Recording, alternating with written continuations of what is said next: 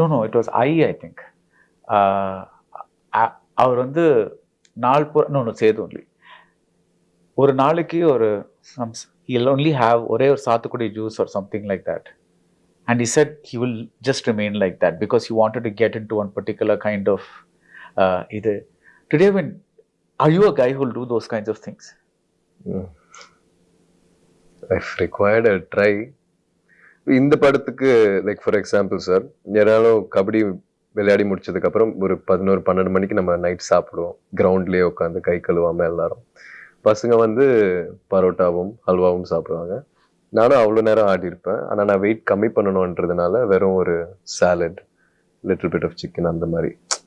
So உடம்புக்கு தேவையான சாப்பாடை அந்த வெயிட் குறைக்க நான் சாப்பிடல. யா, ஏன்னா இந்த அவரு ஐயோ அப்பாலாம்.